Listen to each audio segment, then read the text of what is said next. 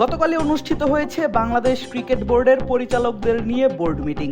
অনেক বিশ্লেষকদের মতে এটাই হতে যাচ্ছে সভাপতি আমিনুল ইসলাম বুলবুলের শেষ বোর্ড মিটিং।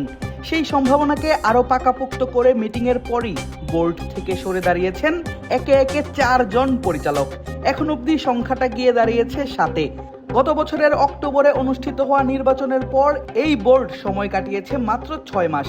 তাহলে কেন বলা হচ্ছে এটাই বোর্ডের শেষ মিটিং? উত্তরটা খুঁজতে যেতে হবে মাসখানেক পেছনে।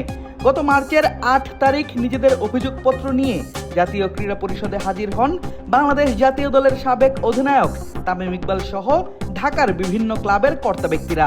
বিসিবির নির্বাচনকে ঘিরে তাদের অভিযোগ ছিল সেই শুরু থেকেই নির্বাচনী অনিয়ম, ঢাকার ক্লাবগুলোকে নিয়ে লিগ আয়োজনে ব্যর্থতা সহ একাধিক বিষয়ে নিজেদের অভিযোগ তারা দাখিল করেন বাংলাদেশ সরকারের যুব ও ক্রীড়া মন্ত্রণালয় বরাবর। 5+ স্টার রেটিং প্রাপ্ত দেশের সর্বোচ্চ বিদ্যুৎ সাশ্রয়ী ওয়ালটন এসি স্মার্ট কমফোর্ট এখন নেক্সট লেভেলে। আর সেই অস্বচ্ছতা ও অনিয়মের অভিযোগে গত 11ই মার্চ 5 সদস্যের তদন্ত কমিটি গঠন করে জাতীয় ক্রীড়া পরিষদ। 15 কার্যদিবসের মধ্যে প্রতিবেদন জমা দেওয়ার কথা রয়েছে তাদের। ক্যালেন্ডারের হিসেব বলছে আজ 5ই এপ্রিল সেই দিন, অর্থাৎ আজই জানা যাবে আমিনুল ইসলাম বুলবুলের বোর্ডকে নিয়ে জাতীয় ক্রীড়া পরিষদের তদন্ত প্রতিবেদন। আর সেই প্রতিবেদনে বোর্ডকে অবৈধ বলা হলে কিংবা বিসিবি নির্বাচনকে সুষ্ঠু না বলা হলেই ভেঙে যেতে পারে বোর্ড। তবে আনুষ্ঠানিকভাবে ভাঙার আগেই ভেঙে যাচ্ছে বিসিবি পরিচালনা পরিষদ। গতকাল সর্বশেষ বোর্ড মিটিং এর পর একে একে নিজেদের পদত্যাগপত্র জমা দিয়েছেন 4 জন বোর্ড পরিচালক। তারা হলেন শাহনিয়ান তানিম, মেহরাব আলম, ফায়াজুর রহমান এবং মঞ্জুর আলম।